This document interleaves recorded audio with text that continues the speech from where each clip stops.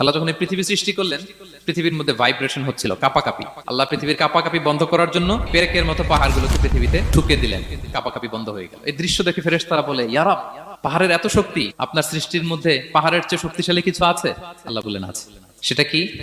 আল্লাহ বললেন সেটা লোহা, কারণ লোহা দিয়ে পাহাড় কাটা যায়, ঠিক কিনা? লোহার কথা শুনে ফেরেশতারা অবাক।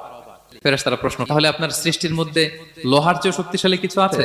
আল্লাহ বললেন আছে। কি সেটা? আন্নার, আগুন। কারণ আগুন লোহাকে কি করে? গলিয়ে ফেলে। ফেরেশতারা শুধু অবাকই হচ্ছে। ফেরেশতারা বলে, আগুনের চেয়ে শক্তিশালী কিছু আছে? আল্লাহ বলে আছে, আলমা, পানি। কারণ আগুনে দাউ দাউ করে জ্বলে ওঠা আগুনের মধ্যে পানি দিলে আগুন অস্তিত্ব হারায়। ফেরেশতারা শুধু অবাকই হচ্ছে। তারা বলে, তাহলে পানির চেয়ে শক্তিশালী কিছু আছে? আল্লাহ বলেন আছে, রিহ, বাতাস। কারণ বাতাস পানিকে একদিক থেকে আরেক দিকে নিয়ে যায়। জলের মধ্যে বায়ুর উচ্ছ্বাস লাগলে জলোচ্ছ্বাস তৈরি হয়, ঠিক কিনা? ফেরেশতারা আবার অবাক হয়ে বলে, তাহলে বাতাসের চেয়ে শক্তিশালী কিছু আছে? আল্লাহ বললেন আছে। সেটা কি? বলতেছে বনি আদম। ওই মানুষ শক্তিশালী যে গোপনে দান করে।